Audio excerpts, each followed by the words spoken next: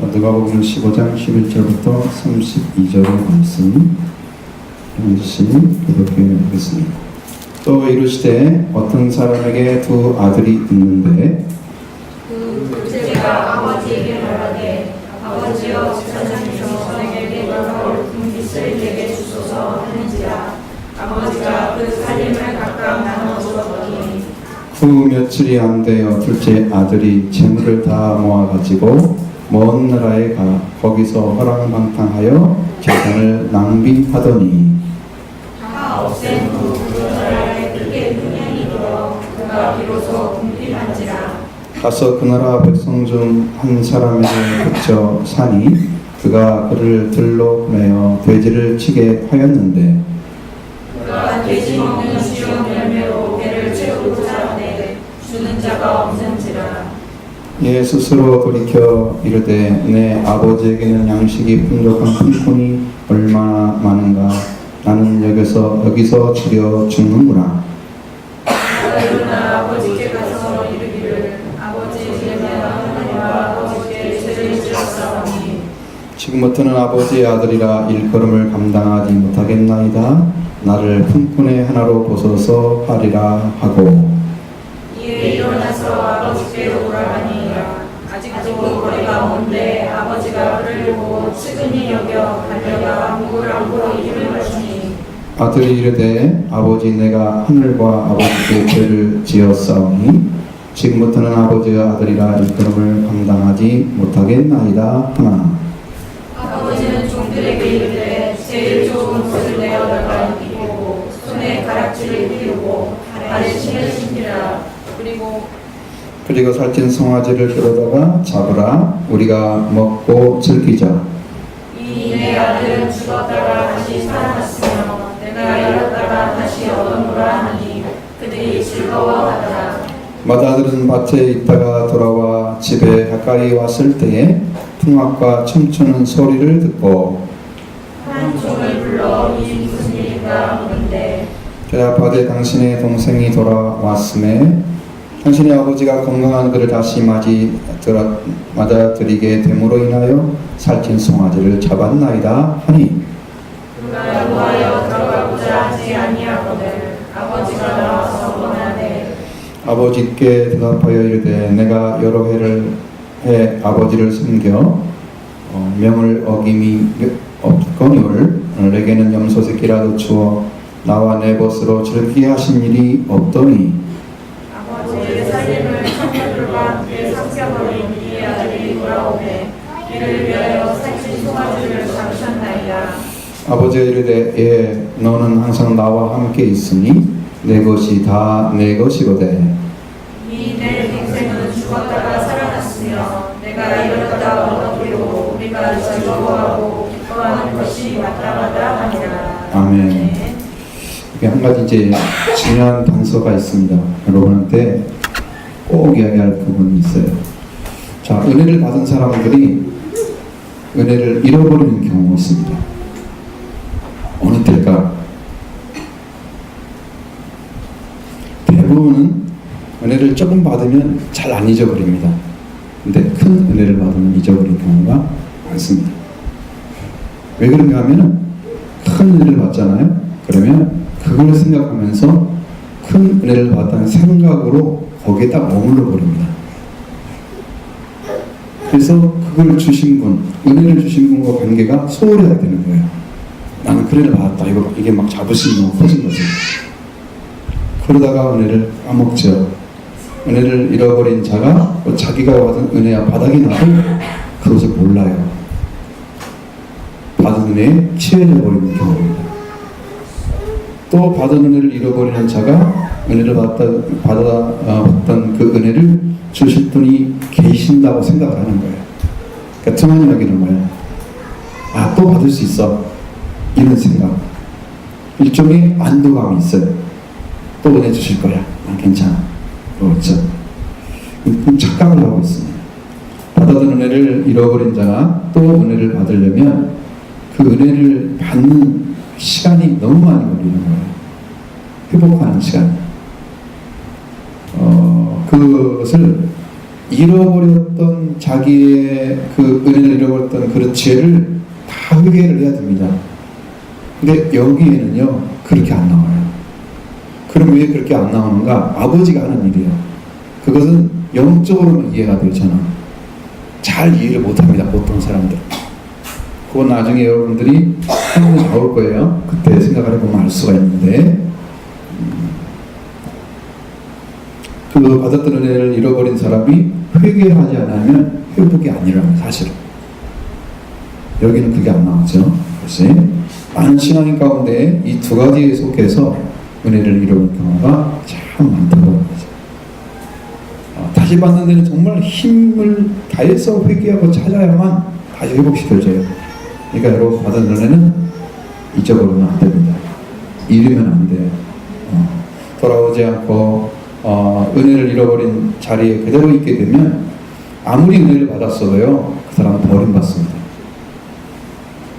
옛날에는 받은 거 그것만 생각하고 있으면 아무 상관없어요. 하나님하고. 그래서 이게 심각한 문제가 생깁니다. 오늘 본문에는 이 두 가지 경우에 어느 경우에 속하느냐, 하자에 속하는 거죠. 전자가 아니고 후자에 속해 있습니다. 아들의 비유를 주신 목적은 잃어버린 자를 찾는다는 것에 대한 말씀을 주시기 위해서, 자, 잊어버린 것은 반드시 회복되어야만 하나님이 기뻐하세요. 잊어버린 것을 그대로 놔두면, 잃어버린 상태로 놔두면 하나님 너무 힘들어하십니다. 이거 버릴 수도 없고 안 버릴 수도 없고 그냥 그 죽을 때까지 가져가죠. 예를 들어서 가룟 유다 같은 사람은 예수님 은혜를 버렸잖아요. 그가 그 은전을 가지고 성소 3개를 가지고 갔잖아요. 성소로 대제사장들한테. 그걸 안 가지고 그걸 가지고 예수님께 가서 살았어요. 예수님은 그걸 용서할 수가 있거든요.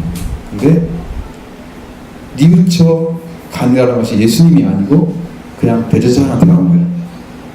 죽은 거예요. 그 순간도 주님은 기다리고 있었을 거예요. 죽는 순간까지. 근데 그걸 못했습니다. 잃어버린 자를 찾는 데 대해서 말씀하시는 거죠. 누가복음 15장 1절부터 7절의 말씀은 잃은 양을 찾은 목자. 자, 100마리 양 중에 한 마리 잃어버렸는데 찾을 때까지 찾았습니다. 어느 때까지 찾냐고요? 찾을 때까지 찾는 거예요. 그게 하나님의 목적이에요. 아, 찾았습니까? 없으니까 그냥 말아요? 아니야. 끝까지 잘 달려가야 된다 그 말이에요. 자, 8절로 10절에는 잃은 드라크마 비유입니다. 찾을 때까지 찾았습니다. 이 여인이 드라크마 중에 10개가 있는데 이건 결혼의 비밀적인 거죠. 하나를 잃어버리면 남편이 준 건데 이게 자기와 결혼하는 것의 상징적인 거예요. 잃어버리면 결혼이 깨지는 거죠. 그러니까 이 결혼이 안 깨지려면 찾을 때까지 찾아야 됩니다. 그 왜 자꾸 이렇게 찾을 때까지 찾느냐? 그것이 하나님께서 보시는 방식인데, 하나님의 나라에는 죄인이 들어오면 하나님의 큰 기쁨이 된다고. 하나님이 그걸 통해서 천국의 기쁨의 잔치가 펼쳐진대요. 천국에서. 그러니까 찾을 때까지 찾는다는 의미는 반드시 찾아야만 된다는 그런 하나님의 어떤 뜻이 거기에 들어있습니다. 이 말씀 속에서. 오늘 본문 잃은 아들은 되찾는 아들의 비유인데, 잃은 아들을 되찾는 비유, 아버지의 비유. 자, 잃은 양을 찾은 목자나 잃은 드라크마를 찾은 여인은 모두 자신이 잃어버림을 찾았어요. 와, 그래서 분명히 다르죠. 그런데 잃은 아들을 되찾는 아버지의 비유에서는 아버지는 기다리시고 둘째 아들은 돌아와야 돼요. 그 누구한테 달려있어요? 아버지한테 달린 게 아니라 아들한테 달려있어요. 자기가 찾아와야 되는 거예요. 다르죠? 아버지도 모르는 나라에 가가지고 손을 딱 띄게 만들어 놔서 숨어져 버렸는데 그놈을 어떻게 찾아? 그 옛날 세월 생각해봐요. 지금 수소문해가지고 경찰서 떠가지고 하겠죠? 어림도 없는 얘기. 거기는 못 찾아. 아예 갈 수도 없어. 어디 있는지 몰라. 뭐 전화가 있어, 무슨 뭐 우편이 돼 있어, 뭐가 돼 있어, 아무것도 없는 거야. 못 찾아. 자기가 안 돌아오면 이 아들은 잃어버립니다. 영원히 못 찾는 거죠. 안 돌아오면 자기가. 이것은 그 아들에게 달려있다는 거예요. 돌아오는 것이. 전혀 다른 거죠. 방식. 포인트가 다른 것입니다. 이 아들이, 잃어버린 아들이 스스로 돌아와야 됩니다. 스스로. 여기 포인트가 왜 돌아와야 하냐면, 왜 돌아올까요? 여기는 단 한 가지 이유가 있습니다.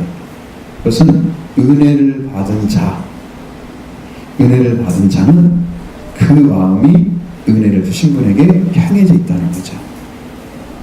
근데 그것을 언제 깨닫느냐? 깨닫는 시간이 굉장히 늦을 수도 있고 빨릴 수도 있습니다. 근데 이 아들은 어떤 경우에 속했느냐? 재산 다 까먹고 자기 원나라에 갔던 그 사람들이 붙여서 백성 중에 딱 달라붙어가지고 짐승이 먹는 밥까지 얻어먹으면서까지 안 갔어요. 그러면 경우의 수에 따지면은 최악의 경우까지 들어가서 돌이키는 거예요. 그럼 하나님이 그걸 안 주신다면 그 아들이 돌아올 가능성이 있을까요? 없다는 거죠. 근데 여기에 또 비밀이 있습니다. 이 비밀은 뒤에 나올 거예요. 정확하게. 아, 이게 놀라운 것이구나. 자, 어떤 사람의 두 아들이 있었습니다. 둘째가 아버지에게 전을 바치고 자기 몫을 달라고 해서 가져갑니다. 11절 12절 보겠습니다. 이르시되 어떤 사람에게 두 아들이 있는데 그 둘째가 아버지에게 말하되 아버지여 주난 중에서 내게 돌아올 분깃을 내게 주소서 하는지라 아버지가 그 살림을 각각 나누어 주었더니 아멘. 자, 두 아들이 있는 아버지에게는 재산이 있었죠. 그 재산을 둘째 아들이 나눠달라고 합니다. 첫째가 아니고 둘째 아들이. 아버지 재산 중에 내게 돌아올 분깃을 내게 주십시오. 당당히 자기의 요구를 아버지에게 청하는 거예요. 이게 참 어려운 일이거든요. 아버지는 여기 말씀대로 그냥 살림을 나눠줬다. 아버지가 준 방식을 보니까 신명기 21장 17절에 재산 상속을 할 때는 장자에게 그 재산의 3분의 1을 줍니다. 차자에게는 3분의 1을 주게 돼 있어요. 아들이 둘이 있다고 하면 딱 그렇게 되어 있습니다. 이렇게 나눠졌는데 둘째 아들은 이런 요구가 정당한 것이 아닙니다. 합당한 요구가 아니죠.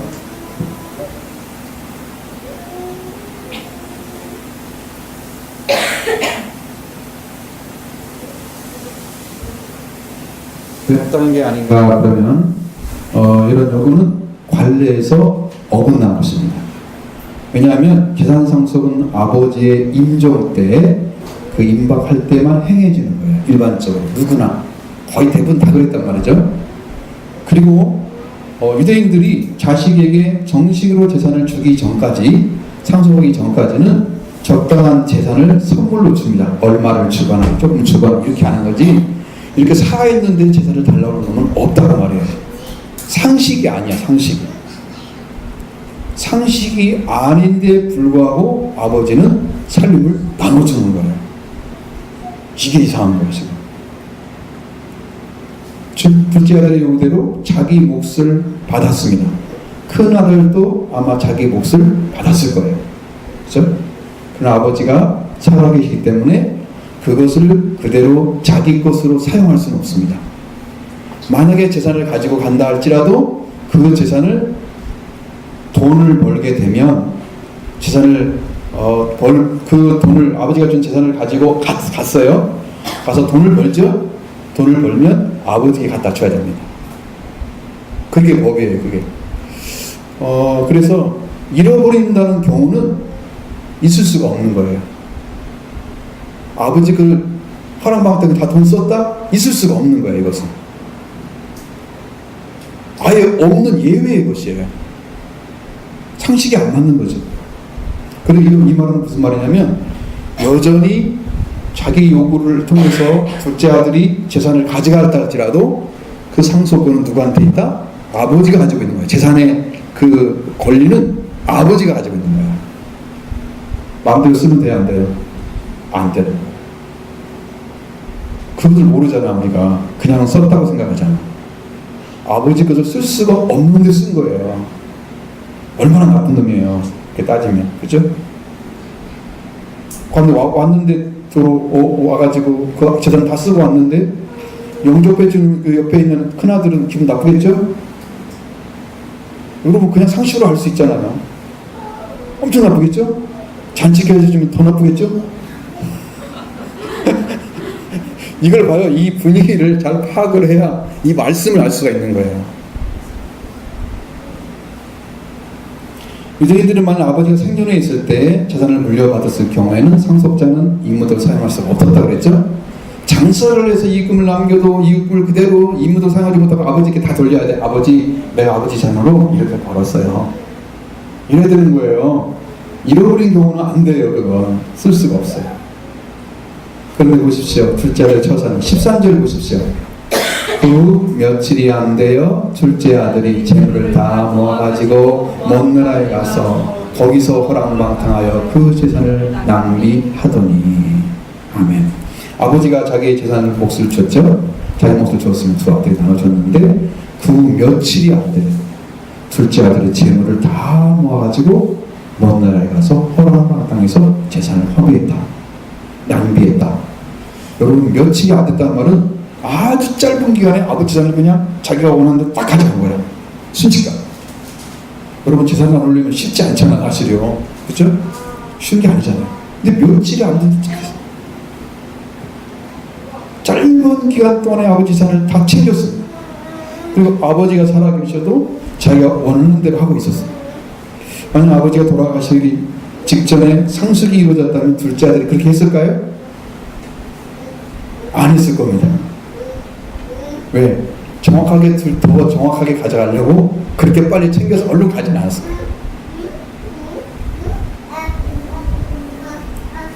그리고 먼 나라로 가버립니다. 아버지가 자기 재산에 대해서 알고 어떻게 재산을 관리하는가를 알 수가 없는 그런 지역으로 떠나버리는 거죠.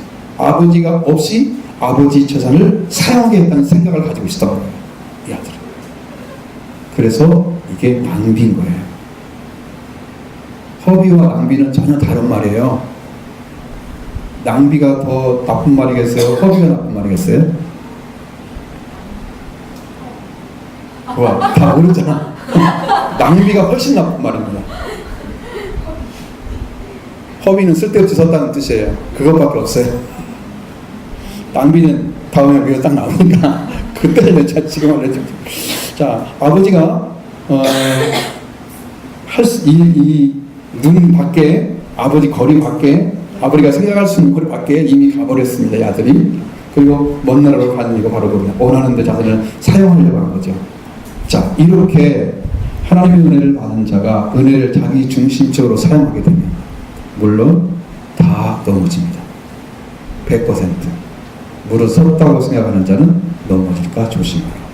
이게 아버지께 받은 거잖아요. 그러면 아버지 것을 아버지 것답게 써야 돼요. 자기 마음대로 쓰면 안 돼요.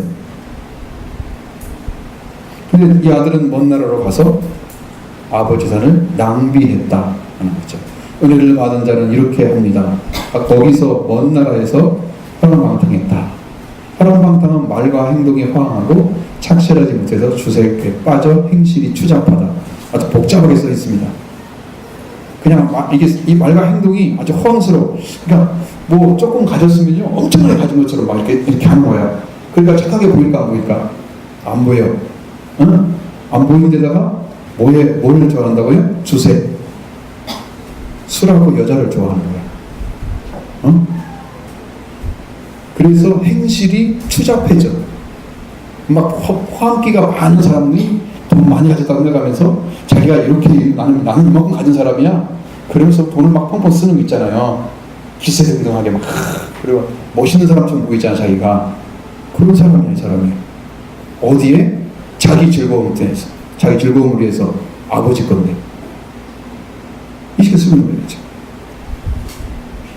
그러면서 뭐는 생각할까? 나는 이렇게 많은 재산을 아버지께 받았어. 그러니까 내가 원하는 대로 생활한다고 그거 좀 뭐 나쁜 일이야? 아니지.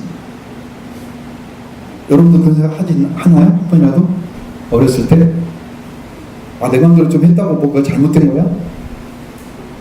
혹시 그런 생각 해본 적 있나요? 응?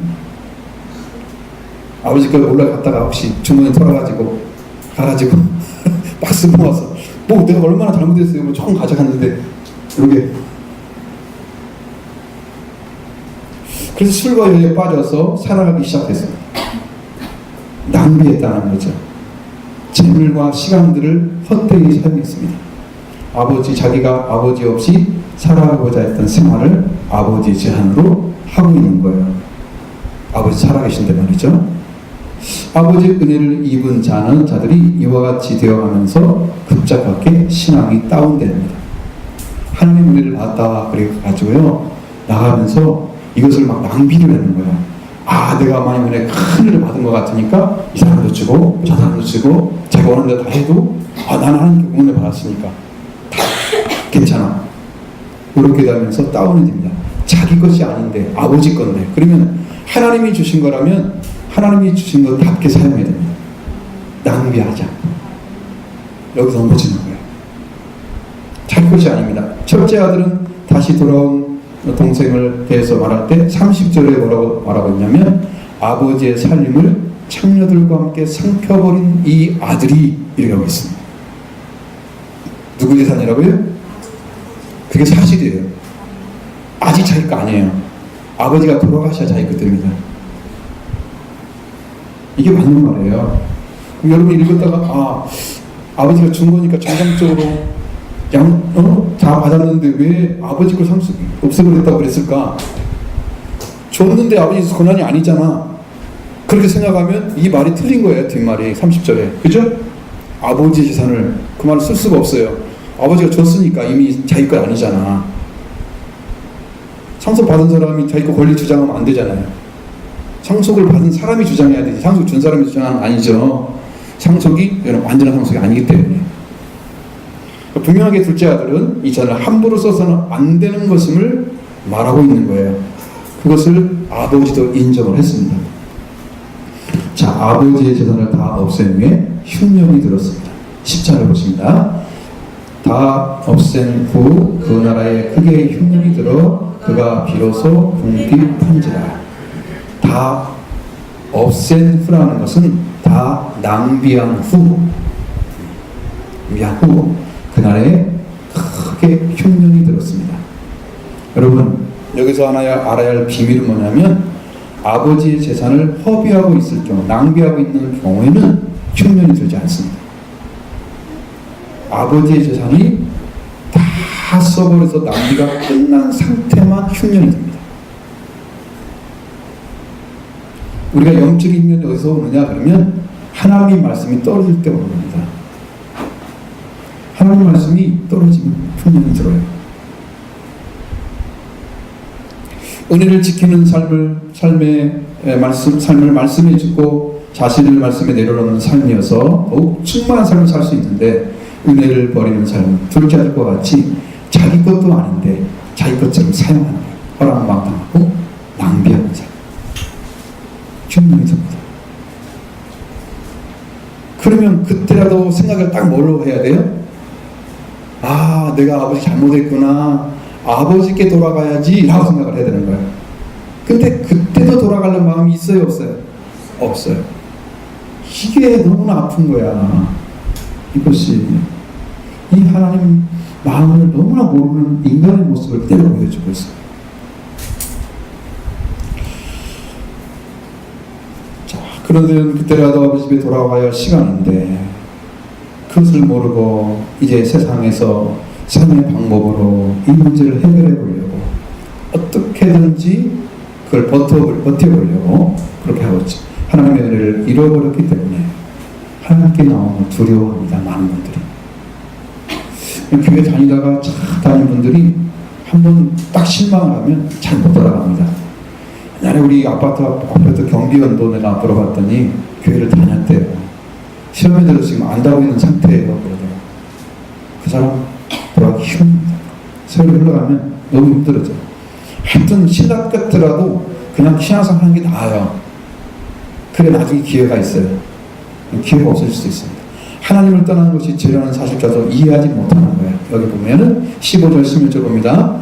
가서 그 나라 백성 중 한 사람에게 붙여 사니 그가 그를 들러 보내어 돼지를 치게 하였는데 그가 돼지 먹는 지연 열매로 배를 채우자 하되 주는 자가 없는지라. 아버지 아들로서 아버지의 전을 낭비해서 사치스러운 삶을 살아갔을 때는 다른 사람의 도움이 필요하지 않았습니다. 그러나 다 낭비한 후에는 그 나라 백성 중에 한 사람에 가서 붙여 살고자 했다고 그랬어요. 15절에 가서란 말이 무슨 말이냐면은 어떤 의도를 가지고 가는 거예요. 그냥 움직이는 게 아니고 어떤 목적을 갖고 가는 거예요. 어떻게 하려고? 가서 어떻게 하려고? 근데 거기에 갔으면 어느 집으로 가야 될까요, 지금? 아버지 집으로 가야 될 거 아니야. 근데 목적을 어떤 목적을 가지고 갔느냐? 그 나라의 백성 중에 하나에 가서 붙여 사는 것을 목적으로 간 거예요. 붙여 산다는 것은 자기 목숨을 유지하기 위한 방식입니다.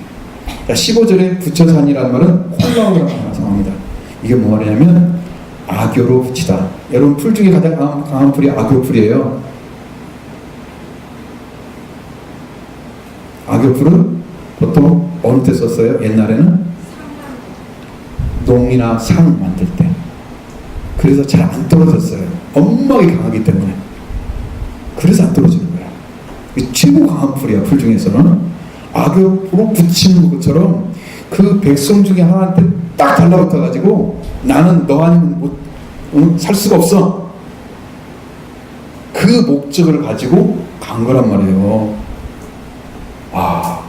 아버지 걸 낭비한 녀석이 반대로 다른 사람한테는 달라붙어 있네. 아버지께 돌아가자. 이건 뭐냐면은 자기 목숨 부지하기 위해서 굳게 결합시키는 거죠. 자기. 그래서 이 말을 딱 우리말로 바꿔놓으면 딱 달라붙어 이렇게 말해야 됩니다. 지금 붙여 사니 그랬잖아요. 붙여 사는 거 더 강력한 말이에요. 딱 달라붙어 가지고 안 떨어지는 거예요. 아버지가 잃어버렸으면 아버지께 돌아가야지. 아버지를 다 낭비했기 때문에 오늘 흉년인데 그럼 빨리 아버지 돌아가야 할 시간인데 그는 그 나라 백성 중에 접근해서 악역별로 붙인 것처럼 자기 목숨을 유지하고자 백성에게 붙여 살아가고 있는 아주 불쌍한 그런 모습을 보여주고 있습니다. 그래서 목숨을 부지하기 위해서 그 백성의 종이 된 것입니다. 아버지를 가지고 있을 때는 자유자였죠. 아들이죠. 지금 아버지 자산을 낭비하는 순간에도 아들이죠. 그러나 낭비가 끝나면 이제는 종입니다. 종이 되는 거예요. 흉이라는 것은 사람에게 오는 것이 사람만 오는 게 아니고 짐승에게도 옵니다. 그렇죠? 누구나 다 오죠. 어떤 존재도. 자, 이러한 흉년에는 사람이 먹을 수 있는 것이 부족하면 짐승이 먹는 것도 먹어야 됩니다. 그렇죠? 옛날엔 사마리아 성에는 어떻게 했습니까? 사람을 아기를 삶아 먹었어요. 자기 안 죽으려고. 그 성경에 나와 있어요. 얼마나 지독했으면. 성경에 그런 거 나와요. 죄인이 돼지를 치라고 합니다. 그 일을 시작합니다. 그들은 이것은 뭐냐면 유대인들은요 돼지를 치는 것은 불결한 일이었습니다. 절대로 할 수 있는 일이 아니었어요. 자기 신앙이 손상되는 거야. 거룩함이 사라지는 거야. 그런데도 불구하고 그는 돼지를 치하는 데 가서 돼지를 치야 됩니다. 기르는 것조차도 돼지를 먹는 건커녕 돼지를 기르는 것조차도 꺼려한 사람인데 그 돼지를 치러 가야만 되는 거예요. 여러분 신앙이 어떻게 됐어요? 신앙조차도 못 지키는 거죠. 신앙조차도 못 지킬 자리에 떨어지고 있는 거죠. 그 돼지 먹는 지연 열매로 배를 채우고자 했습니다. 그런데 천자가 없습니다. 돼지가 먹는 지연 열매는 구주콩나무 열매입니다. 구주콩나무. 이 열매는요 약한 맛이 달아요. 그럼 누가 먹느냐? 이건 주로 가축의 사료입니다. 사료. 그리고 때로는 기근이 오면 가난한 사람들의 식량으로 썼습니다. 부자는 쓰는 게 아니야. 그러면 여기 이 아들은 지금 가난한 사람에게 붙어 살았는데 그 사람도 이걸 줄 수가 없을 정도로 꼭 그것 같으죠. 근데 그게 아니에요. 주는 자가 없다고 그랬어요. 그 사람이 안 됐다는 말 쓰지 않았어요. 주는 자가 없느니라. 공을 뒷주머니를 먹어야 되는데 주는 사람이 없었습니다. 이제 따돌림 당하기 시작하는 거죠. 저가 땅덩거리면서 아버지 거까지 살 때는 그렇게 당당하더니 이제는 가지거지가 돼가지고 남 집 붙잡아라. 여기 나쁜 놈이네. 주지 마라. 안 주는 거야. 따돌림 당하는 거야.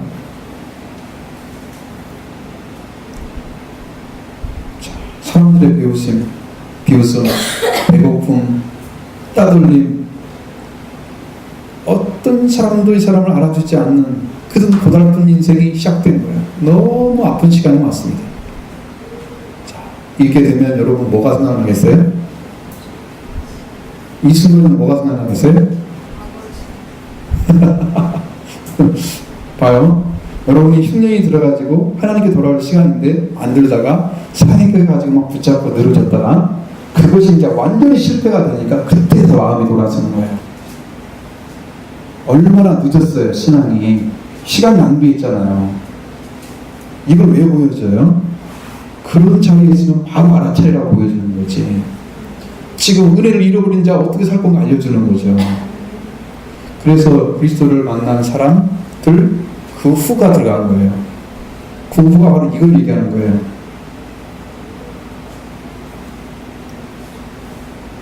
자, 주인에게도 다른 사람에게도 따돌림을 당하고 그 시험들조차도 배불리라 지원에도 먹는 주는 자가 없고 이제는 그가 살 길은 지금까지 자신이 옳다고 생각했던 이 모든 것이 다 완전한 실패라는 사실을 인정해야만 될 때가 왔습니다. 내가 이게 아니었구나. 이 삶이 아니었어. 이게 아버지 것을 이렇게 낭비하는 것이 아니었어. 이걸 찾아야 돼. 자, 그때 마음이 돌이키기 시작하는 것입니다. 17절로 19절 보겠습니다. 이에 스스로 돌이켜 내 아버지 이르되 내 아버지에게는 양식이 풍족한 품꾼이 얼마나 많은가. 나는 여기서 죽여 죽는구나. 내가 일어나 아버지께 가서 이르기를 아버지 내가 하늘과 아버지께 죄를 지었사오니 지금부터는 아버지의 아들과 일컬음을 감당하지 못하겠나이다. 나를 품꾼의 하나로 보소서 하리라 하고. 아멘. 둘째 아들은 이제 극한 환경에 서 있습니다. 그의 목숨조차도 위태롭습니다. 못 먹으면 쓰러지겠죠. 위태롭죠. 육신의 목숨조차도 위태로운 상황이 왔습니다. 그는 자기 목숨을 소중함 때문에 아버지 산을 낭비한 것이 아니었습니다. 뭐 때문에 낭비했어요? 자기의 육적인 쾌락과 즐거움을 위해서 아버지의 산을 다 써버린 거예요. 그러나 이제는 육체의 즐거움을 즐기거나 그것을 위해서 살 수 있는 것은 그에게 남아있지 않고 자기 목숨조차도 위태로운 시간이 되어버렸어요. 자, 그때 그는 스스로 돌이키기 시작했다는 거죠. 자, 스스로 돌이킨다는 말은 원어로 보면 이렇게 나왔습니다. 자신에게로 돌아오는 것. 자신에게로 오는 거예요. 그는 아버지를 떠나서 먼 나라에 오면서 자기를 떠나버렸습니다. 자기에게로 오지 않고 재산으로 갔고 재산이 끝나자 어디로 갔어요? 다른 사람에게 갔고 자기는 없었습니다. 내가 누구지? 내가 누구지? 나의 정체성이 없는 거예요. 지금 딱 생각해 보니까 나는 아버지가 있네? 난 돌아갈 곳이 있어? 이게 찾아진 거예요. 이게 자기 자신에게로 돌아오는 거예요. 만약에 여러분들 신앙 가운데 내가 지금 누구지? 내가 왜 이러고 살고 있지? 영적으로 왜 이렇게 내가 살고 있는 거지? 만약에 그것이 보인다면 여러분은 지금 탕자가 돌이키는 자리에 서 있는 거예요. 나 이렇게 살면 안 돼. 나는 삶을 살면 안 돼. 절대로 안 돼. 어떻게 살아야 돼? 이제 내가 살 길을 찾아야 됩니다.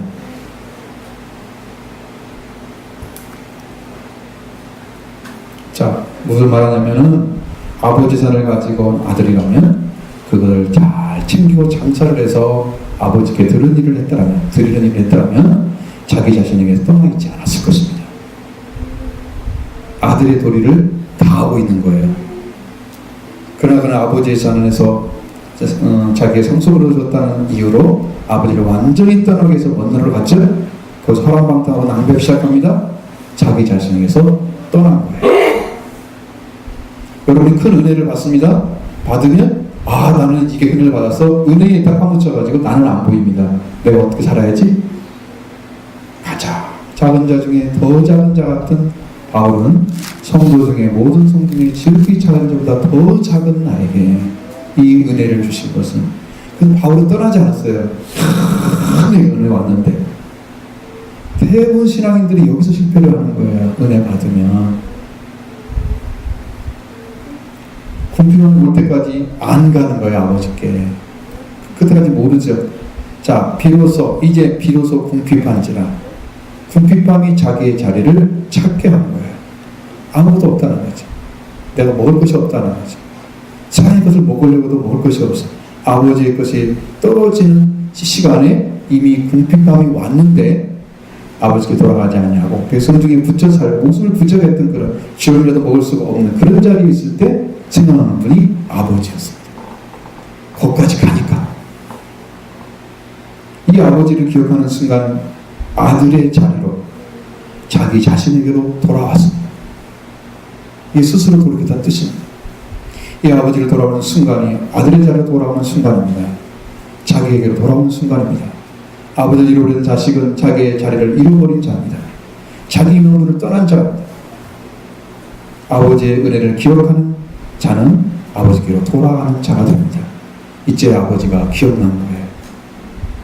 이제 마음에서 아버지를 향해서 가려는 마음이 준비되기 시작합니다. 그래서 이제 마음을 열고 내가 아버지가 하면 이렇게 말해야 되겠다. 나는 스스로 에게 돌아온 자의 말을 하려고 준비하고 있습니다. 내 아버지에게는 양식이 풍족한 품꾼이 얼마나 많은가. 나는 여기서 줄여 죽는구나. 이거 누구에 대한 거예요?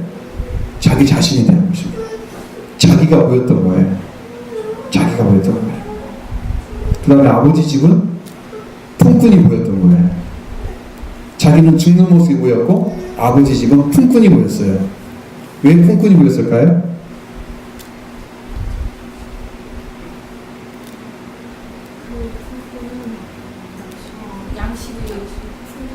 엄청 풍족한데 왜 근데 품꾼이 보여? 아들이 안 보이고 큰 형님이 보여야지. 아버지의 재산을 다 낭비해서 아들의 자리로 돌아갈 수 없다. 그러니까 그게 가치 하락 때문에 스스로 자기가 가치 하락을 시키는 거예요. 양심은 있다고 생각하죠. 그 모습보다 조금 더 나쁜 거예요. 더 나빠요. 자, 이제 아버지를 기억하고 아버지에게는 양식이 풍족한 품꾼은 고용된 일꾼이에요. 고용된 일꾼. 얼마나 많은가는 먼저 양식이 풍족한 품꾼을 생각했습니다. 자신이 낭비해버리는 아버지의 재산에 대해서는 회개하지 않습니다. 않죠?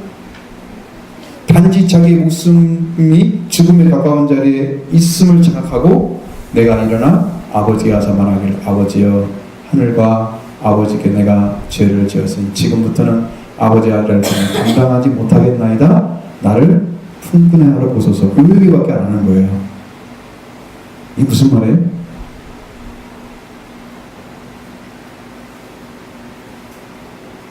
자, 여기서 감당한다는 말은 말이죠. 가치가 있다는 뜻입니다.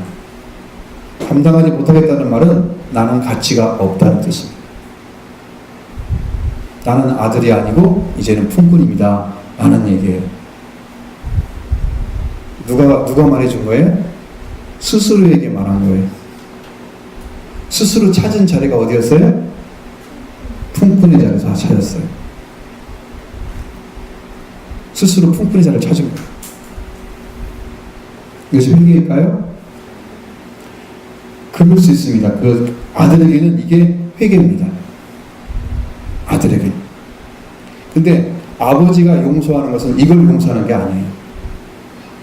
네가 아들인데 품꾼의 자리에서 한다고 하니까 내가 용서해 줄게. 이게 아니에요. 아버지는 그걸 용서한 게 아닙니다. 더 놀라운 비밀이 있습니다. 자신이 하나님과 아버지께 죄를 지었다. 그 가치가 하락됐다. 라고 말씀을 드려야지. 하고 생각을 하고 돌아가려고 합니다. 이것이 둘째 아들이 한 회개에 속한 것입니다. 그 둘째 아들은 지금 아버지 산을 다 써버린 것에 대해서 한마디도 회개하지 않고 있다. 이거 문제예요. 만약 여러분들이 하나님 은혜를 받고 은혜를 다 잃어버린 성도가 된다면 반드시 뭘 해야 되냐? 아버지께 은혜를 잃어버린 걸 분명히 말씀드려야 됩니다. 하나님, 내가 정말 죄를 졌습니다. 아버지 은혜를 다 잃어버렸습니다. 내가 죄입니다. 이게 들어가야 돼요. 근데 아들은 딱 한마디 있어요. 하늘과 아버지께 죄를 지었사오니. 그렇게밖에 안 하는 거예요. 그 안에 다 들었다고 말이죠.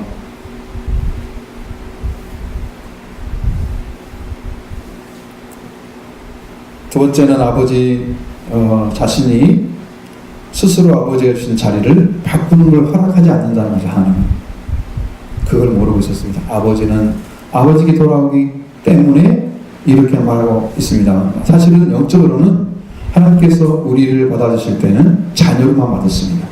품꾼으로 안 받으세요. 이거는 아버지만 그걸 할 수 있는 거죠. 자, 아버지는 둘째 아들을 어떻게 받고 있는가 보십시오. 20절을 보겠습니다.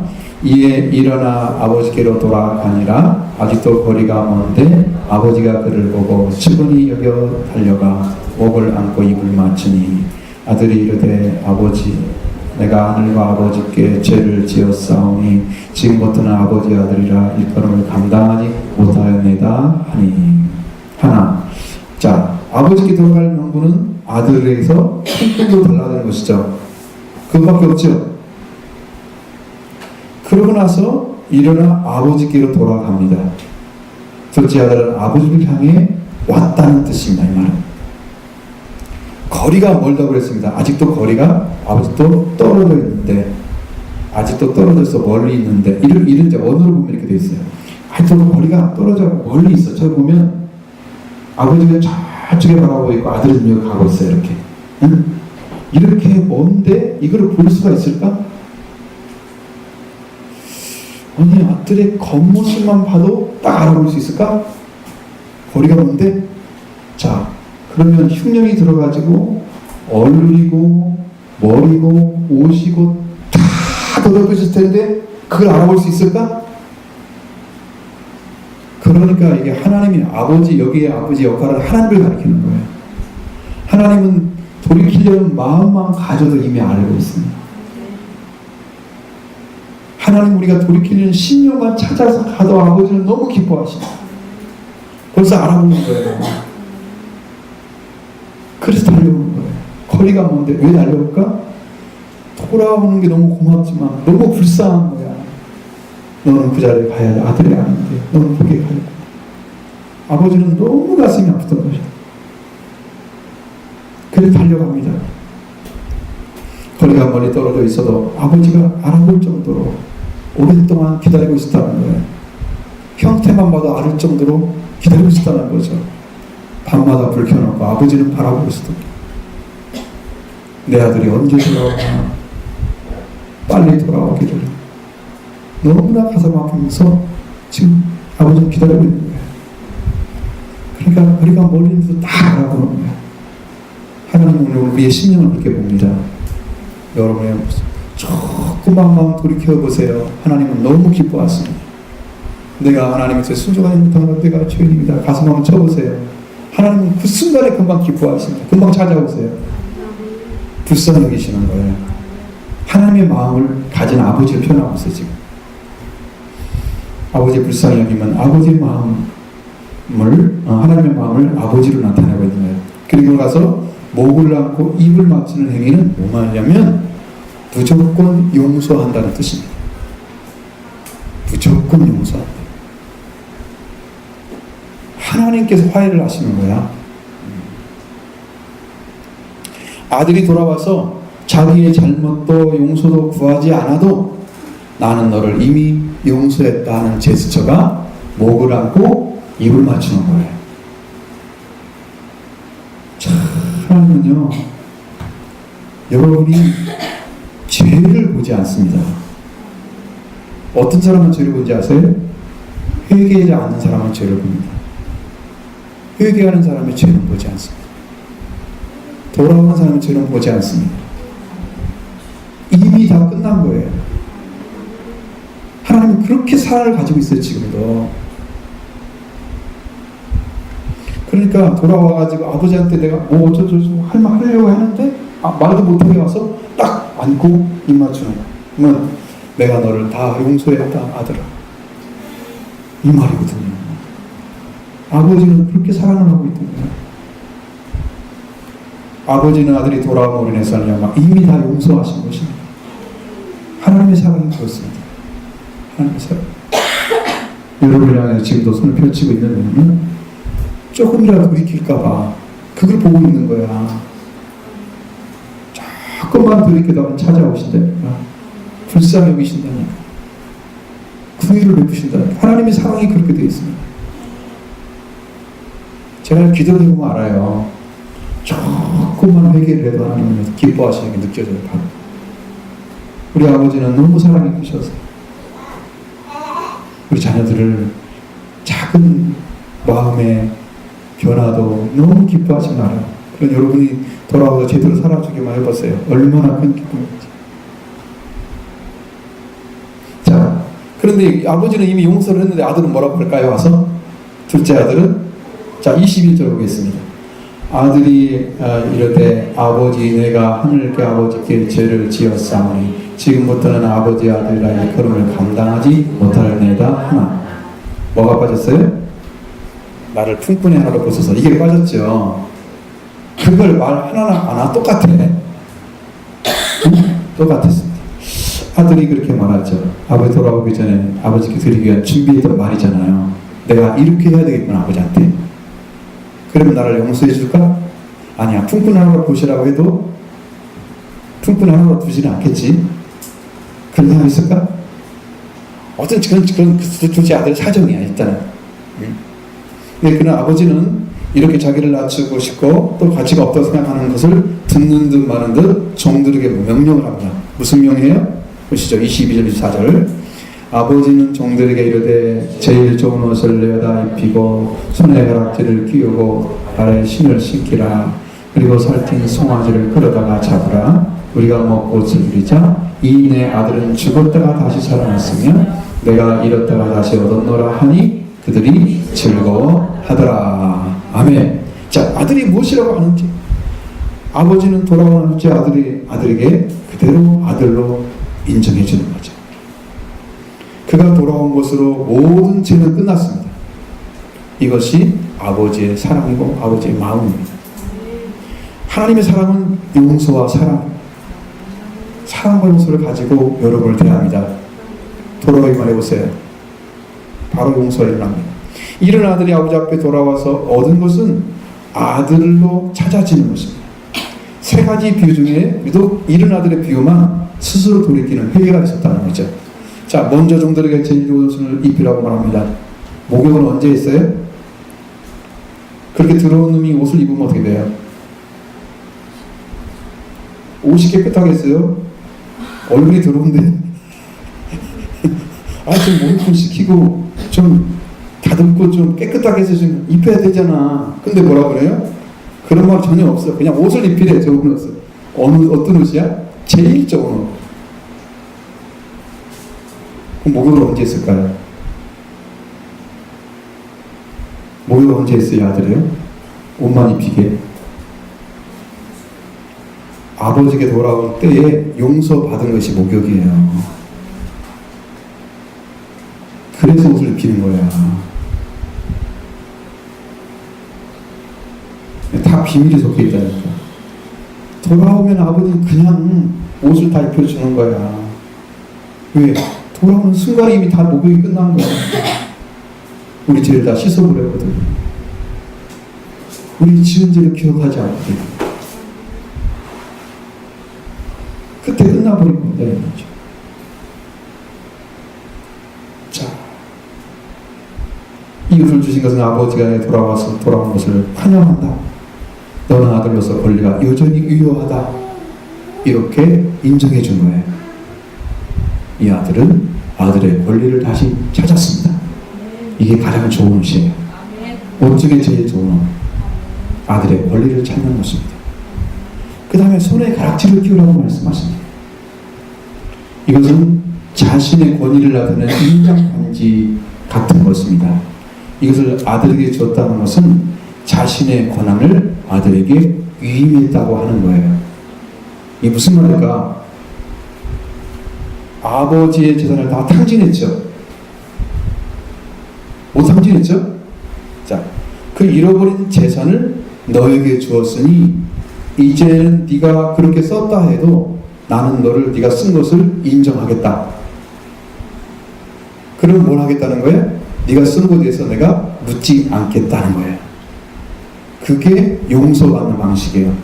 아들은 풍문으로 떠들려고 그랬죠. 아버지는 어떻게 해요?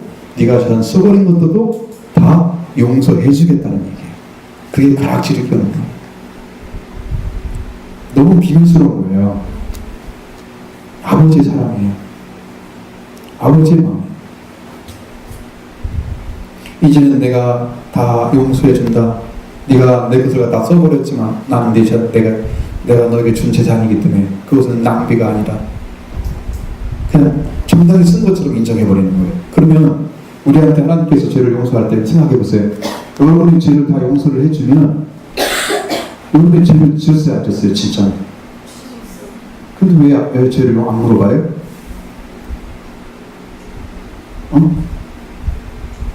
하나님 것을 가지고 다 줬는데 죄를 지은 사람이 죄를 지어가지고 있는데 그 사람 죄를 안 물어보고 그냥 다 용서해 주는 거예요? 왜 안 물어봐요?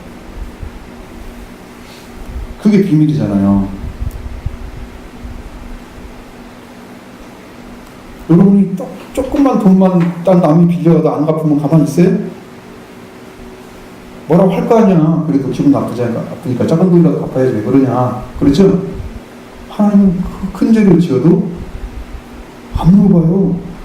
여기 죄 묻는 거 나와요, 안 나와요? 한 번도 안 나와요. 이게 비밀이라니까요. 그것은 아버지가 가락지를 줌으로 인해서 네가 내 걸 갖다 썼지만 나는 네가 쓴 것에 대해서 네 권리라고 인정해 주는 거야. 가락지를 주는 것은. 그래서 위임장을 주는 건 똑같아. 너는 그 쓴 것에 대해서 내가 묻지 않겠다. 정당히 쓴 것처럼 마치. 그러니까 우리가 죄를 지었어도 우리가 죄를 용서할 수 없는 죄인인데 우리가 마치 죄를 안 진 사람처럼 하나님이 죄를 묻지 않는 거예요. 용서를 해주니까. 그거 똑같은 거야. 이걸 이해를 못하면 하나님을 이해를 못하는 거지. 하나님의 사랑을 이해를 못하는 거지. 우리는 이미요 하나님이 용서할 수 있는 죄인이 아니에요. 용서할 수 없는 죄인이에요. 그래서 지옥에 넣는 거예요. 그 조그만 아기가 가지고 있는 죄는 죄일까요, 아닐까요? 죄라 그러는데 이래도 죄라 그러는데 조그만 아이도 죄를 짓죠. 죄 짓는 건 똑같아요. 조그마한 죄는 죄가 아니고 큰 죄만 죄가 아니에요. 똑같은 죄로 지을 거야 하나님. 많이 먹고 적게 먹고 차이밖에 없어요. 똑같은 죄. 근데 안 물어본다면 여러분에게 아들의 권리를 위임해 준 줄로 믿습니다. 그래서 용서해 주는 거예요. 여러분의 죄를 용서해 주는 거예요. 이게 가락지예요. 손에 가락지 다시 끼워줬어요. 아버지가. 자, 발에 신을 신기라. 신을 신기란 말은 그 아들이 품꾼이 아니라 자유인의 권리를 받게 됐다, 회복되었다 하는 것을 아버지가 선언해 준 거예요. 아버지는 먼 나라 백성에게 가서 종이 되었던, 해서 돌아왔던 그 때문에 자기를 품꾼의 하나로 낮춘 것을 이제는 완전한 자유자가 되었다는 것을 알려주기 위해서 신발을 신겨주는 거예요. 너는 품꾼이 아니야. 그 백성 중에 있어서 거기서 종노를 했던 종이 아니야. 너는 자유자야. 종에서 해방받은 거야. 아들의 벌도 이미 주었겠다. 아들에게 재산도 다 위임해줬겠다. 아들이 또 그 종됐던 자리도 이미 자유회로 딱 세워졌겠다. 회복이 다 됐죠. 아버지가 우리를 이렇게 대하시는 거예요. 이렇게 사랑하시는 거예요. 그 사랑을 여러분 아셔야 됩니다. 하나님의 그 큰 사랑을 여기 안에 막 다 집어넣은 거야. 지금 꾹꾹 눌러놨기 때문에 모르잖아요. 이 말씀 한마디 속에 다 들어있어요. 자, 지금까지 아버지 사랑을 가지고 원하는 데 살아서 잃어버렸던 아들의 신분을 완전하게 회복시켜줬습니다. 이 누구한테만 주는 걸까요? 돌아온 아들에게만 주는 거예요. 여러분도 하나님께 돌아오면 하나님이 돌아온 아들 되죠? 아들과 딸이 있는데 딸의 대표성을 떼서 아들이라 그러는 거야. 그냥 그러면 다 아들이라고 하면 다 들어가는 거야. 그게 안에. 아셨죠? 남자 그러면 여자도 들어가는 거야. 그게 남자는 여자가 없으면 사람이 아니잖아. 전부가. 그죠? 똑같이 이해가 돼요. 아들이라 그러면 다 들어가는 거야. 안에. 아들의 권리를 하나님 다 회복시켜 주는 거예요. 응? 다 회복시켜 주는 거예요. 그리고 아버지는 살찐 송아지를 끌어다가 잡으라고 했습니다. 우리가 먹고 즐기자. 이 내 아들은 죽었다가 다시 살아났으며 잃었다가 다시 얻어놓으라 했을 때 종들은 즐거워했습니다. 아버지가 지정해 놓은 송아지가 있었습니다. 둘째 아들이 돌아오면 잡아주려고 이미 준비를 해놨습니다. 송아지를. 유대인들은요, 귀한 손님이 오면 손님이 오잖아요. 그럼 자기가 키우는 짐승 중에 가장 살찐 송아지를 잡아서 손님을 대접한답니다. 너무 귀하게 극진히 대접하는 방법이 그거예요. 근데 그보다 더 한 단계 높은 건 뭐냐면 내가 이것을 이 아들이 오면 줄 거야. 아버지의 사랑이 그거야. 내가 이 아들이 오면 이걸 줄 거야. 아버지는 이미 지정해 놓고 그걸 주는 거야. 근데 여기에 준비된 살찐 송아지를 잡으라 그랬죠. 근데 이 단어 때문에 많이 헷갈립니다. 이 단어는 헬라어로 디오라는 단어입니다. 디오. 디오가 뭐냐? 제사하다, 제물을 바치다, 그런 뜻입니다. 그 송아지로 제사를 드려준다는 거예요? 아니, 잔치를 했다는 거 하는데 어떻게 제사가 되면 맞아요, 안 맞아요, 앞뒤가? 안 맞죠? 안 맞잖아요. 여기서는요, 살해하다는 뜻입니다. 죽였다는 거죠. 잡는다는 말로 바꿔도 아무 상관이 없는. 정말 귀중한 아들이 찾아왔는데, 아들을 찾아왔는데, 그 기쁨을 표현하기 위해서 잔치를 하는 거예요. 가장 크게 환영. 아버지가 지정해놨던, 원래 주려고 준비했던 그 소를 잡아가지고 그 아들에게 주는 거예요. 아버지의 가장 큰 기쁨입니다. 이게 천국 잔치가 벌어진 거예요. 마더들이 밭에 있다가 돌아와니까 뭔 소리가 나요? 풍악 소리, 춤추는 소리가 막 나는 거예요. 어땠을까요? 여러분은 어때요? 여러분 생각은 어때요? 내가 처음 얘기했을 때 되게 기분 나쁠 것 같으죠? 응? 근데 문제는 그게 아니야. 그거면은 괜찮죠? 이것은 아버지가 자기도 줬고 아들도 준 거야. 둘째 아들도. 첫째 아들이 상관할 일이 아니란 말이죠. 근데 용서를 못해줘. 자, 우리 보죠. 25절 27절 보겠습니다. 마다들은 밭에 있다가 집에 돌아와 집에 가까이 왔을 때에 풍악과 춤추는 소리를 듣고 한 종을 불러 이 무슨 말인가 물었는데 대답하되 당신의 동생이 돌아왔으며 당신의 아버지가 건강한 그를 다시 맞아들이게 됨으로 인하여 살찐 송아지를 잡았나이다 하니. 아멘. 네. 맏아들은 밭에 있다 돌아와서 집 근처에 왔습니다. 이거 풍악 소리가 나죠? 춤추는 소리가 막 들려옵니다. 둘째 아들이 돌아오기 위해서 기뻐하는 소리. 생명이 좋다 다시 살았다 잃었다가 다시 얻은 것에 대해서 아버지의 기쁨은 지역에 있는 사람들에게 다 알려가지고 기쁨의 잔치를 벌이고 있는 거예요. 동네 사람 다 오세요. 우리 아들이 돌아왔어요. 미련을 찾았어요. 죽은 아들 다 살아났어요. 빨리 오세요. 잔치를 벌이고 있는 거야. 풍악 소리 나지, 춤추는 소리 들리지. 종들은 뭐라고 대답합니까? 큰아들이 물어볼 때 뭐라고 대답합니까? 당신의 동생이 돌아왔다.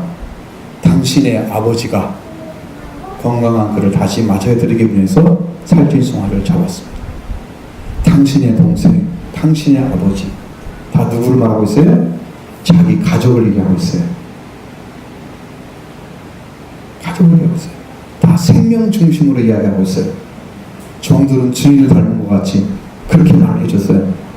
당신의 동생이 부모가 돌아올 때 당신의 아버지가 그를 위해서 살찐 송아지를 잡아놔요. 다 생명 중심으로 얘기해 주는 거예요. 이게 정상이거든요. 이게 정상인데 정상이 아닐 수도 있습니다. 많은 사람들 동생, 당신의 동생, 당신의 아버지 이렇게 얘기하는 첫째 아들은 이 종이 말한 것 같이 건강에 돌아온 동생을 위해서 기뻐하는 그런 아버지를 조금이라도 생각했으면, 아버지를 사랑하는 마음이 있었다면 아버지의 즐거움에 참여하고 기뻐했을 것입니다. 근데 아버지를 사랑하지 않았습니다. 여기에 아들에게 없는 것은 아버지를 사랑하는 마음이 없습니다. 그러니까 마다들은 아버지를 사랑하는 마음도 동생을 사랑하는 마음도 전혀 없었다는 거예요. 아버지의 일을 하는 것을 보면 그렇습니다. 아버지가 알고 느끼는 기쁨은 없었습니다. 아버지가 주시는 것에 대해서 감사가 없었습니다. 그냥 명에서 일만 열심히 했던 거지 아버지를 사랑하는 마음이 없었다. 아버지가 하는 일을 보면 그렇습니다. 아버지가 알고 있는 기쁨은 전혀 없고, 왜 그런지 아십니까? 아버지가 가진 재산은 탐이 나는데 아버지는 별로 안 중요해요. 뭐가 중심이에요? 물질 중심의 생명관을 가지고 있었습니다. 그러니까 물질이 있으면 거기다 발을 붙이고 있어. 이 아들도 떠나버릴지도 몰라요. 아버지가 죽어오시면 그냥 가지고 도망갈지도 몰라. 물질 중심의 생명관이에요. 물질이 있으면 생명이 존재가 같이 있을 수 있고, 아버지가 없으면, 물질 없으면 아버지 떠나버려요. 이런 생명관이에요.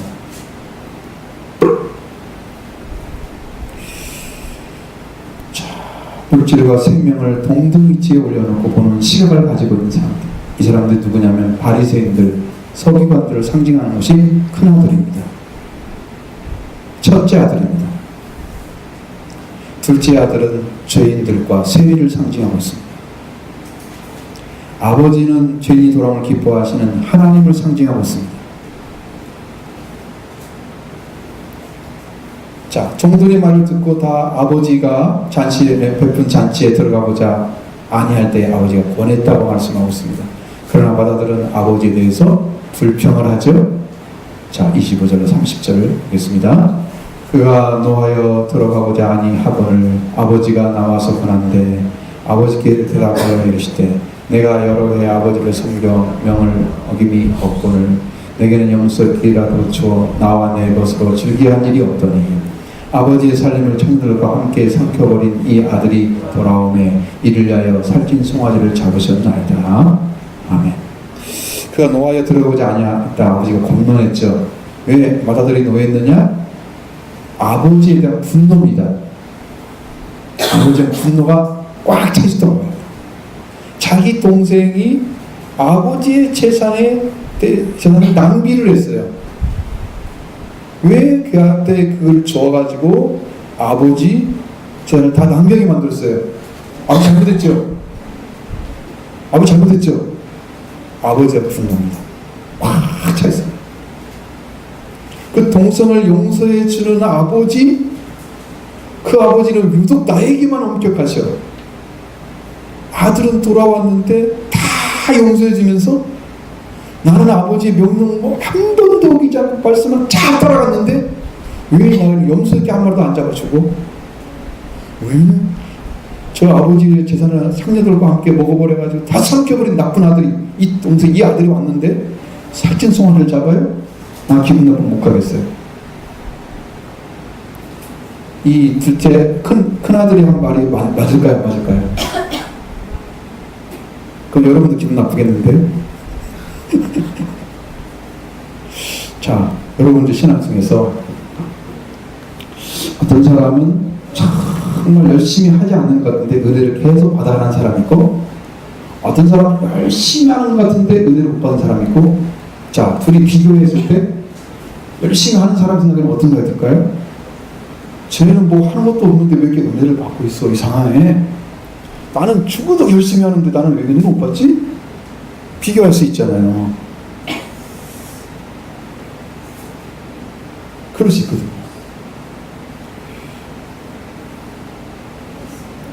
비밀이 뭘까요? 비밀이 뭘까요?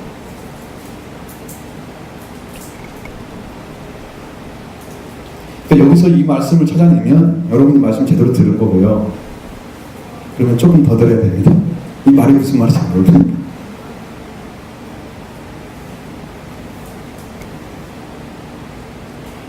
여러분, 하나님은 뭐를 보십니까? 중심을 보시죠. 네 마음 중심을 보시죠. 사람을 외모로 보지만 하나님의 중심을 보시죠. 자, 여러분, 마음을 다해서 신앙생활 하신 분들은 행위가 그게 안 나타나도 하나님은 그걸 보시네요. 저는 그걸 많이 경험합니다. 하나님은 중심을 보신다. 정말로 하나님의 사랑하는 마음이 있으면 그 생명을 사랑해 줍니다. 진실한 마음이 있으면 사랑해 줍니다. 이 마음이 없는 사람은 아무리 행위 열심히 해도 하나님은 열심히, 자기는 열심히 하는 것 같은데 하나님과 관계가 없는 사람이 자꾸 유지되는 거예요. 유지되는 거죠. 그래서 은혜 안에 들어가기 힘들어져. 비교가 될 수는 없는 거지만 만약에 비교하고 있다면 그건 상당히 불평이 많을 것입니다.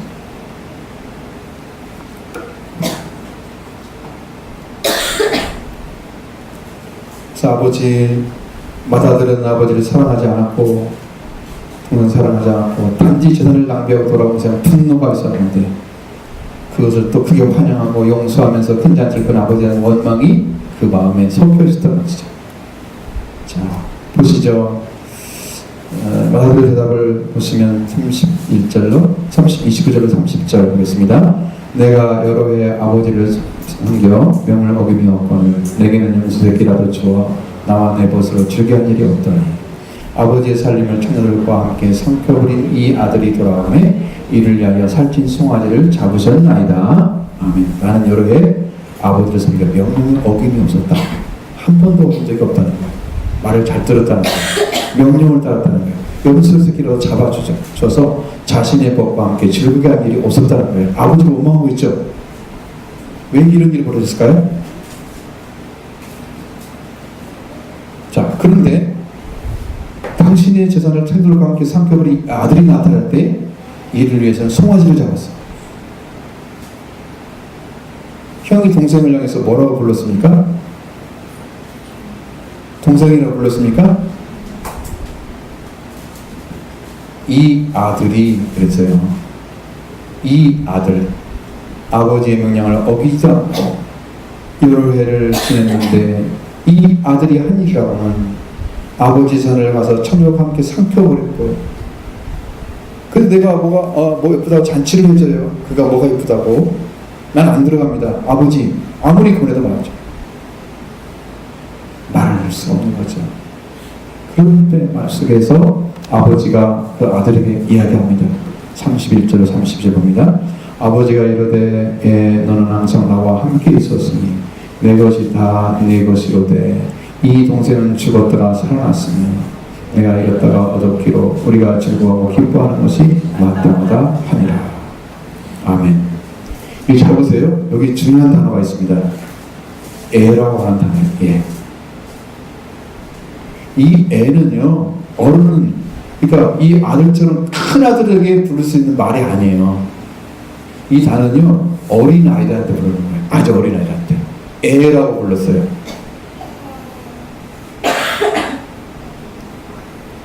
오늘 여기 나와 있습니다. 어린아이를 부르는 칭호.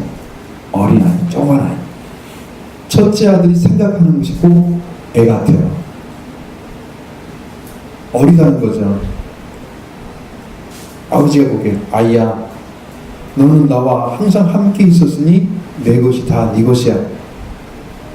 네 동생은 죽었다가 살아났고 내가 잃었다가 얻었기로 우리가 즐거워 기뻐하는 것이 마땅하다. 이렇게 말씀하십니다. 아버지가 함께 있는 아들은 이미 아버지의 것을 소유한 자입니다. 이게 유대인들이에요. 유대인이 가르치는 거예요. 죄인이 되어서 다시 돌아와서 아들의 명분과 지위를 찾는 아들이 낭비한 모습이 크게 보이는 첫째 아들. 자신이 아버지의 용서를 받아들이지 않고 판단하고 심판한 자리에 서 있으면 안 되는데 그 자리에 서 있는 첫째 아들. 아들의 명분을 찾은 아들 낭비한 것을 용서는 대해서 자신이 용서하지 않는 자리에 서 있어서 하면 안 되는데 그 자리에 서 있는 첫째 아들. 그것은 자기 것이 아니고 아버지이기 때문에 아버지의 마음이 더 중요한데 자기 생각이 더 중요한 첫째 아들. 첫째 아들도 역시나 탕진한 사람. 진짜 아들이 아닌 거죠. 그러면 유대인들이 왜 하나님을 경험을 많이 했고 하나님 역사적으로 그 나라를 중심으로 일을 했잖아요. 그런데 왜 그걸 모를까요? 이게 비밀인 거죠. 아버지에게 있는 것은 다 자신의 것입니다. 상속자로 하나님께서 이미 세워주셨음에도 불구하고 영서스럽게 한 말이라도 제대로 벗고 나눌 수 있는 자유조차도 없는 아들이었어요. 왜 이런 자유가 없겠습니까? 아버지와 매일매일 삶이 감격스럽지 않았어요. 기쁨이 없었어요. 아버지를 사랑하지 않았습니다. 그 대신에 뭘 해요? 아버지가 명령하는 제사는 잘 드렸어요. 유대인들은. 아버지가 이거 하라면 저거 했어요. 뭐 그렇다고 타락하지 않았나요? 타락했잖아요. 자기는 못 보는 거죠. 하나님하고 그들이 감격스러운 삶의 관계에 못 들어가 있었습니다. 그들은. 그러니까 죄인들이 돌아오는 것은 난 만들세. 넌 못 따라와. 마치 수가성 여인이 돌아오면서 유대인 찾아간 수가성 여인을 찾아간 예수님이 유대인을 향한 그 마음과 유대인들을 향해서 가지고 있는 수가성 여인의 마음이 다르죠. 이해가 되죠. 그게 왜 그런지는. 그 유대인으로서의 마음의 자리가 찾아지지 않은 거죠. 이 사람들은 하나님하고 감격의 관계, 아버지와 감격의 관계가 없었습니다. 그래서 잔치를 하고 다른 사람을 초청하고 하는 즐거움을 맛보지 못한 거예요. 여러분이 감사한 일이 넘치고 은혜가 넘치면 여러분 다른 사람이 돌아온 걸 기뻐합니다. 어느 교회 가면요, 새로 온 사람이 오면요, 그 사람의 눈치를 본대요. 자기 사이에 끼어들어가지고 방해할까봐.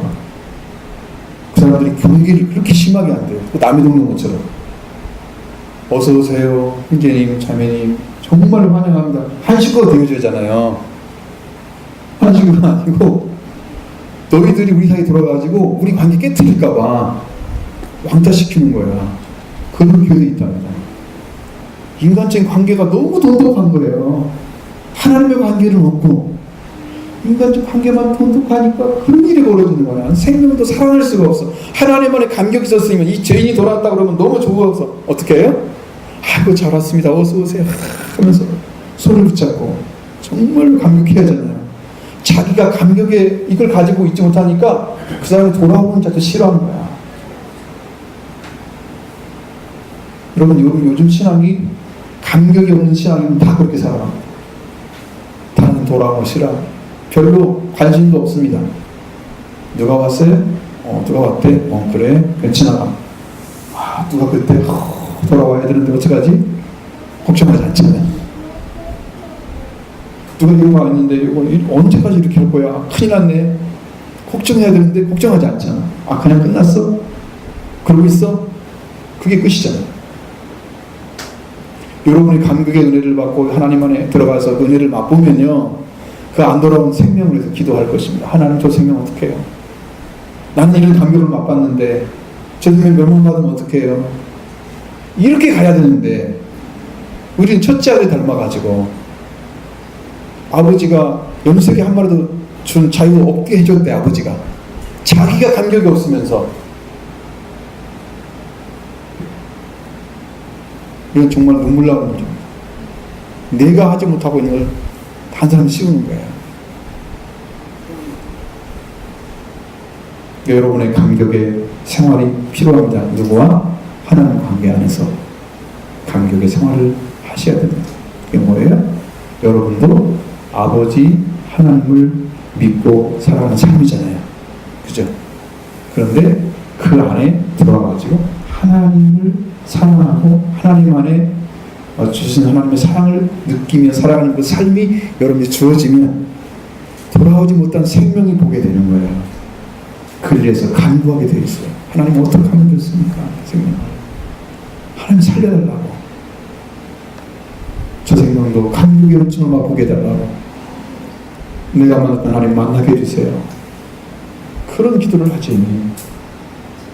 뭐 염소새끼 한 마리도 안 줬다고 그런 말을 하지 않아. 그런 말 하지 않는다. 그런 잘못을 범하는 크리스찬들이 얼마나 많은데 지금. 자기를 못 보는 거야, 자기를. 자, 아버지가 얘기합니다. 아버지는 이 아들을 하지 않았습니다. 네 동생이 이렇게 얘기했습니다. 이제 자리 찾아줬죠? 아들은, 첫째 아들은 뭐라고 했어요? 이 아들이 돌아오매. 이거 나하고 상관은 저 자식이야. 이 아들, 아버지 아들도 아니야. 아버지도 아니고 그냥 아들이야, 이 아들. 지금 돌아온 그 녀석, 그거야. 아버지는 네 동생이라고 말씀했어요. 자리를 찾아줬습니다.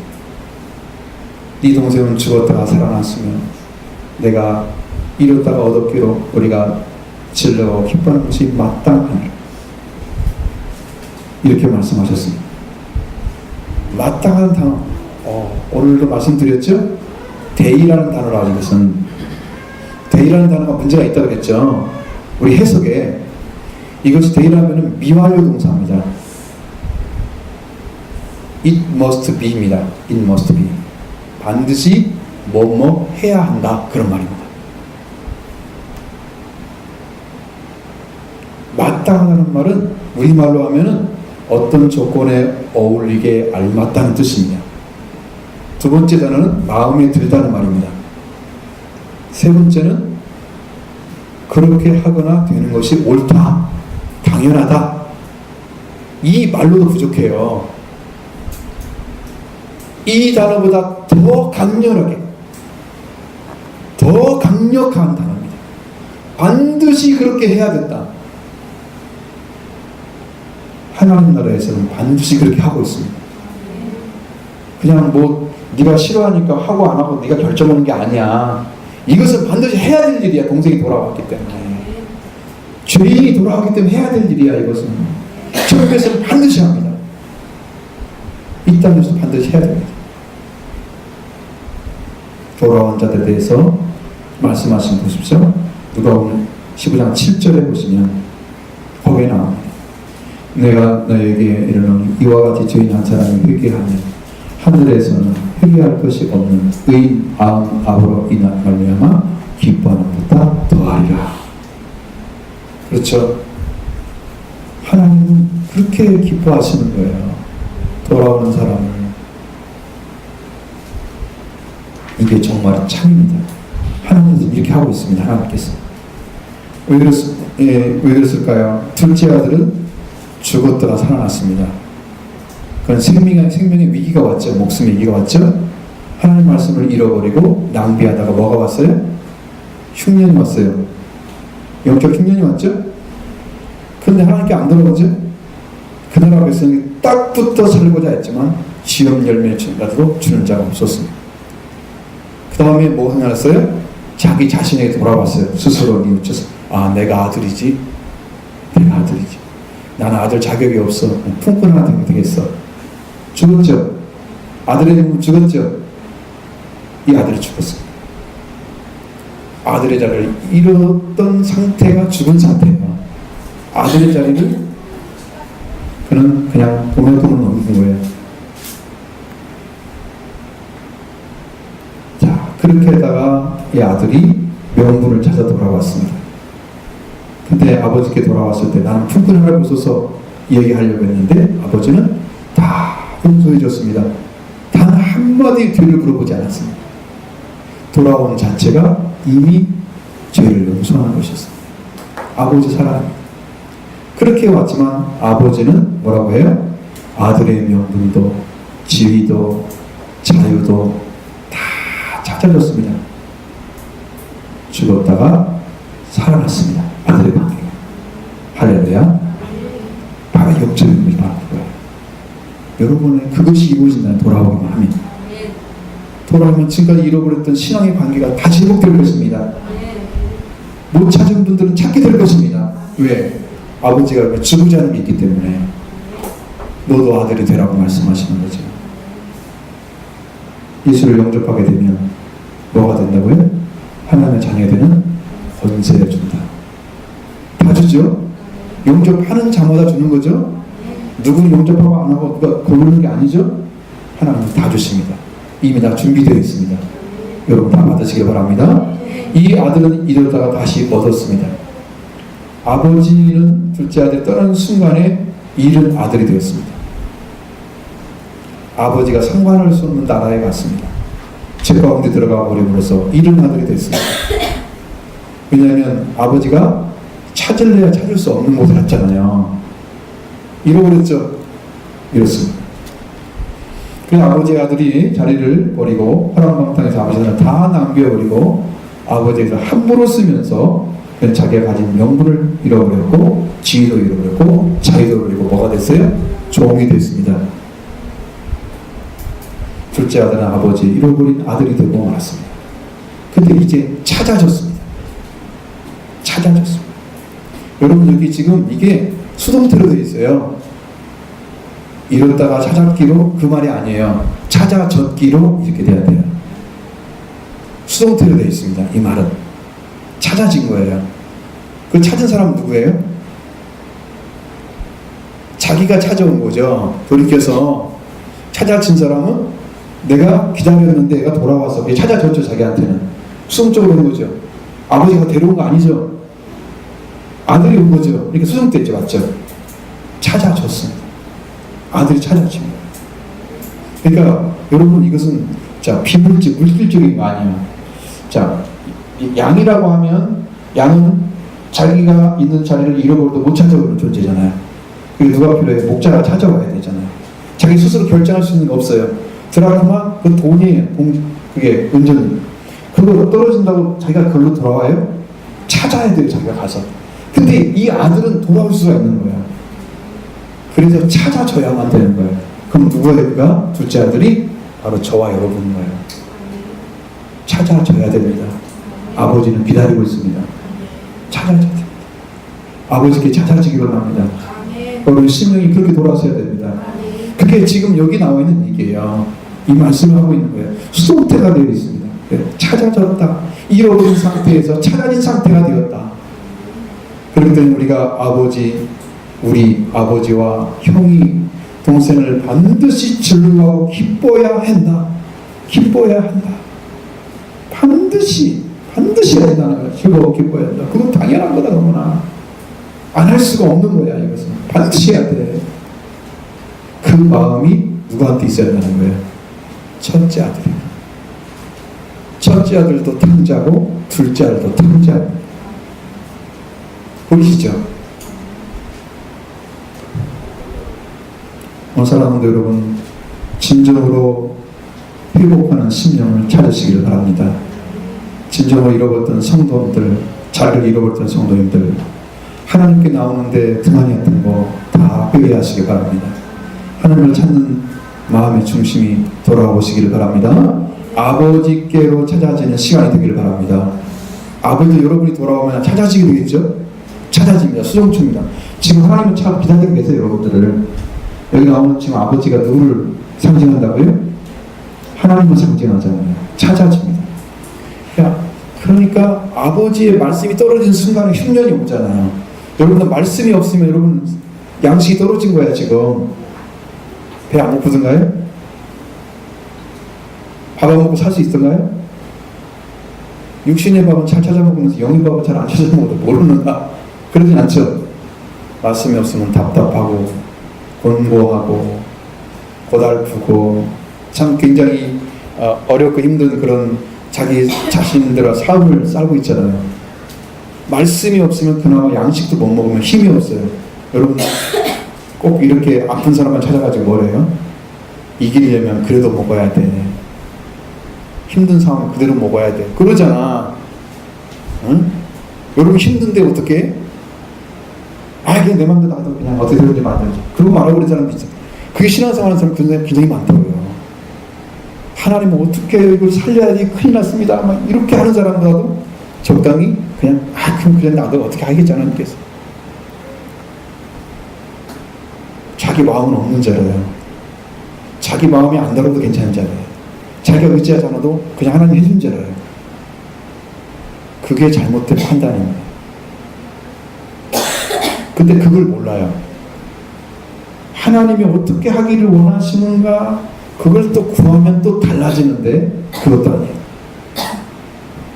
자, 여러분도 다 잃어버렸던 관계 회복되게 하시고 죽었던 관계가 다시 살아나서 여러분의 신앙이 이전보다 훨씬 더 온전한 신앙이 되기를 원합니다. 말씀으로 돌아선 자가 되기를 원합니다. 말씀이 떨어지면 빨리 돌아와야 됩니다. 다른 백성이 붙어서 하면 안 됩니다. 돌아와서는 아들이 어쩌고저쩌고 하지 마십시오. 하나님 내가 잘못했습니다. 내가 잃어버렸습니다. 은혜를 내가 죄인입니다. 그렇게 회개하고 하나님께 은혜를 구하기 바랍니다. 나는 저 품꾼 하나를 보소서. 이가 아닙니다. 아버지 그거 보지 않으세요. 돌아오는 걸 보시는 거지. 돌아오는 것을. 그래서 오늘 여러분들이 이 믿음의 삶으로 들어가시게 되면 축복된 삶으로 세워질 줄로 믿습니다. 놀라운 축복이 함께하기 원합니다. 오늘 같이 잠깐 우리 기도하면서 지금은 10분 정도 일찍 끝났죠. 10시 반 정도가 원래 끝나는 시간이고 11시 반이 기도 시간이죠. 네, 지금부터 10분 정도 더 일찍 기도해서 10시 반 정도 끝나는 걸로 그렇게 하시고 더 기도할 분들은 있으면 계속 기도하시고